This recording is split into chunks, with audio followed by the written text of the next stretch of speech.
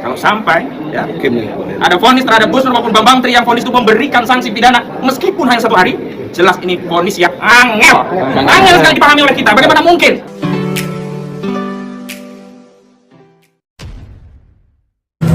Assalamualaikum warahmatullahi wabarakatuh. Jumpa lagi dengan saya di channel Gagasan Progresif 79. Sahabat sebangsa dan setanah air dimana saja Anda berada.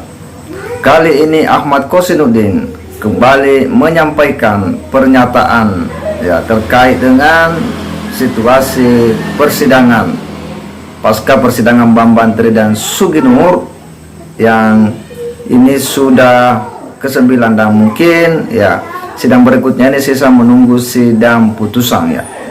Dan kali ini Ahmad Kosinuddin menyampaikan bahwa jika Bambang Tri dan Sugi Nur divonis 1 hari saja tanpa memperlihatkan ijazah asli, maka ini adalah putusan yang angel, begitu menurutnya.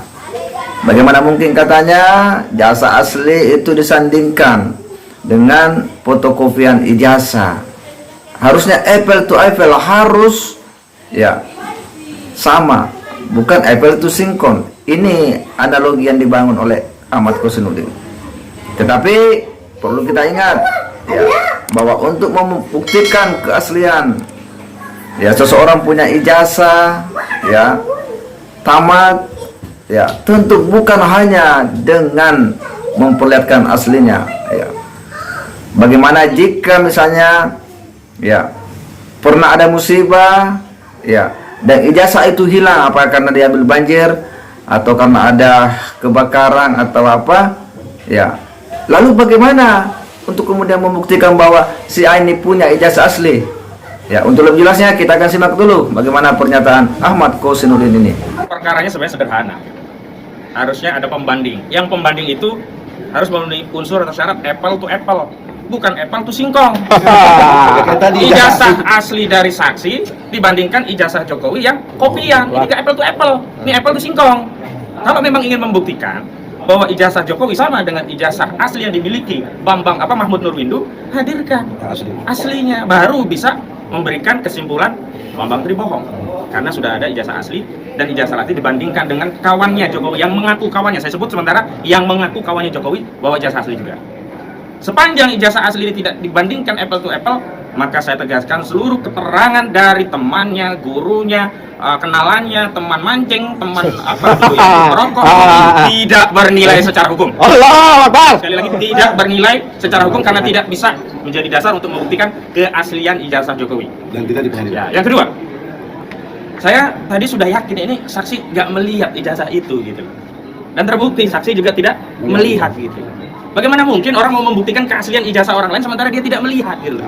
Apa ini punya indera ke-7 atau indera ke-9 atau indera Kenzo ya?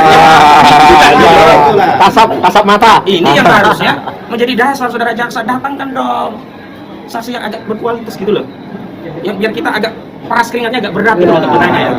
Ini malah saksinya nggak berkualitas, jadi saya tadi ini tidak tahu, lupa, tidak tahu, angel teman Tuturani, angel ya, lah ya tidak macam angel teman Tuturani. Nah kalau kualitas saksi itu angel seperti ini, nah, bagaimana hakim nanti bisa memvonis ini menjadi pidana?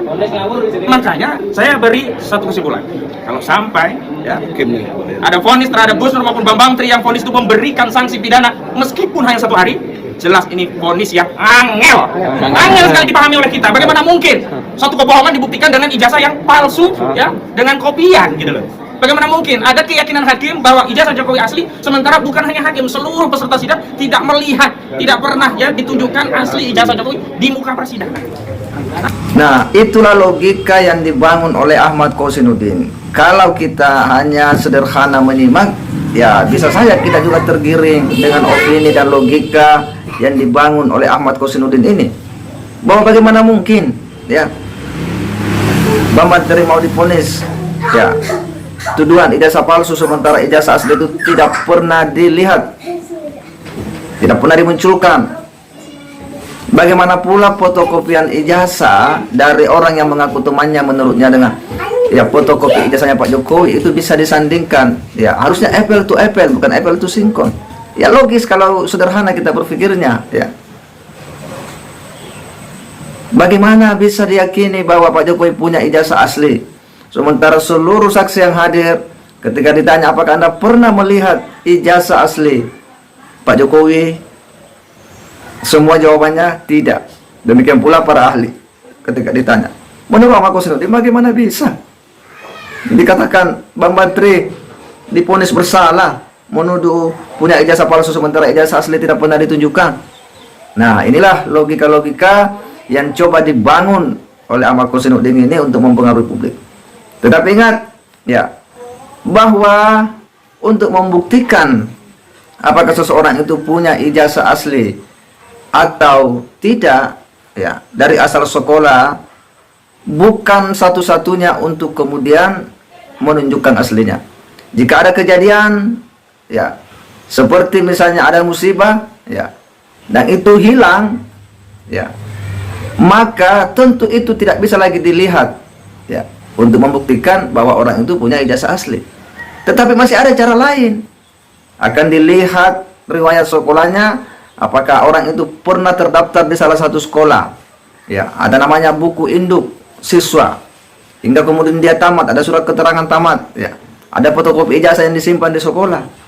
Ya, tentu akan dicek, ya, di lembaga yang berwenang apakah nomor seri ijazah itu, ya, apakah nomor induk itu betul-betul ada atau tidak. Maka itu bisa menjadi dasar dalam konteks pembuktian di pengadilan bahwa hakim itu hanya membutuhkan 2 alat bukti. Begitu yang diatur dalam kitab undang-undang hukum acara kita.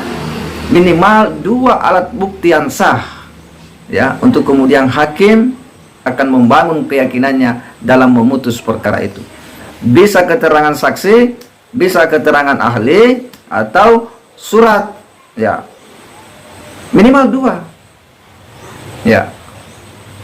Dan hakim tentu mencermati situasi dan fakta-fakta persidangan, karena itu semua akan menjadi dasar bagi hakim, ya, untuk, ya, memutus perkara ini.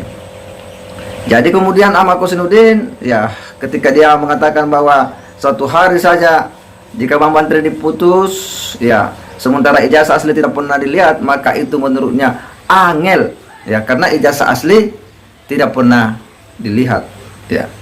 Tetapi hal itu bukan menjadi, ya, tantangan, ya, bukan menjadi pembuktian, ya, karena hakim akan mencermati, ya, situasi dan fakta-fakta persidangan, ya, dengan 2 alat bukti itu, ya, dia akan memutus perkara ini. Padahal, ya, kita tahu sebelumnya, ya, bahwa Ahmad Kosinudin pernah menyatakan bahwa mau diponis 100 tahun, ya, bahkan mati sekalipun di penjara tidak ada urusan, ya, menurutnya. Tapi ini tiba-tiba lagi dia ngomong, ya, diponis 1 hari saja, ya, putusan itu angel jika tidak memperlihatkan ijazah asli Pak Jokowi. Sementara ketika ada saksi ahli pidana pernah dihadirkan yang berbicara tentang sebuah kasus, ya, pemalsuan surat, ya, bagaimana bisa membuktikan bahwa surat itu palsu? Tidak mesti harus mendatangkan aslinya itu surat. Cukup fotokopi yang ini, yang nomornya dicek di, ya, Dukcapil, apa betul ada ini atau tidak. Nah, ternyata itu tidak ada. Ya, maka bisa dengan mudah dan gampang dikatakan bahwa surat itu palsu. Nah, bagaimana dengan fotokopi yang dicek nomornya di lembaga, nomor registernya cocok, ya, pasti itu asli karena ada nomornya yang terregister. Nah, kita berharap bahwa situasi ini bisa cepat clear dan mudah-mudahan sudah ada nanti sidang putusan yang betul-betul memberi kepastian hukum dan mengakhiri polemik ini. Saya kira demikian. Wassalamualaikum warahmatullahi wabarakatuh.